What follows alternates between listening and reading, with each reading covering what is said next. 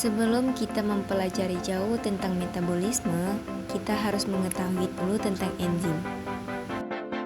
Karena enzim ini sangat berperan penting dalam proses metabolisme, baik dalam katabolisme ataupun dalam anabolisme. Jadi mari kita simak penjelasan sebagai berikut ini. Ilmu yang mempelajari tentang enzim disebut dengan enzimologi, dan komponen dari keseluruhan enzim disebut dengan holoenzim. Holoenzim tersusun dari dua komponen, yang pertama disebut dengan apoenzim dan yang kedua disebut dengan kofaktor. Apoenzim adalah penyusun enzim yang berasal dari protein, sedangkan kofaktor penyusun enzim yang berasal dari non-protein. Dan kofaktor tersusun dari dua macam.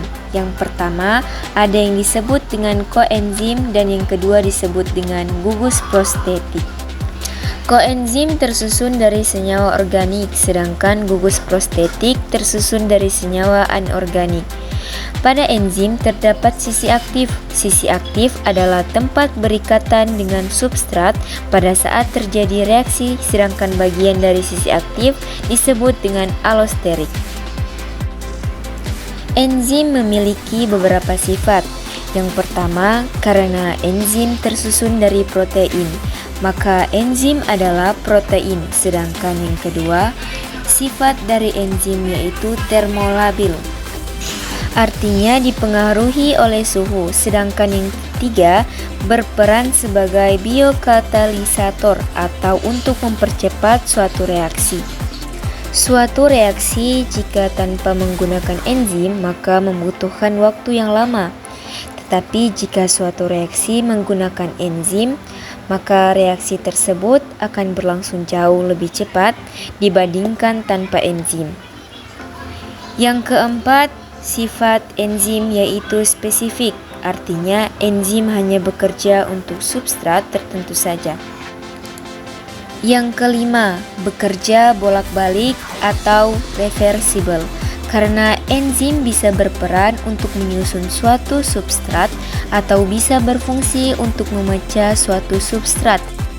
Tidak ikut bereaksi karena peranan enzim di sini hanya untuk mempercepat reaksi. Selain itu, enzim juga berfungsi menurunkan energi aktivasi. Untuk memecah suatu substrat, maka memerlukan energi yang disebut dengan energi aktivasi atau energi bebas. Jika suatu reaksi tanpa menggunakan enzim, maka membutuhkan energi yang lebih tinggi dibandingkan dengan reaksi yang menggunakan enzim.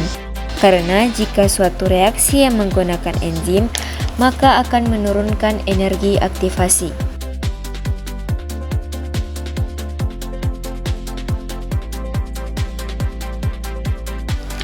Jadi, energi yang digunakan jauh lebih sedikit dibandingkan tanpa enzim.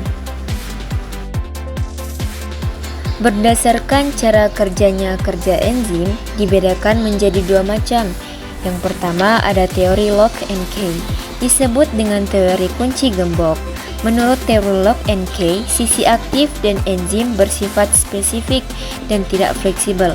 Maka bentuk enzim dengan bentuk substrat memiliki bentuk yang spesifik sampai menghasilkan produk yang berasal dari substrat, tetapi bentuk enzim atau enzim tidak ikut bereaksi. Kemudian yang kedua, teori induced fit atau teori kecocokan yang terinduksi berbeda dengan teori lock and key. Menurut teori induced fit ini, sisi aktif dari enzim bersifat fleksibel.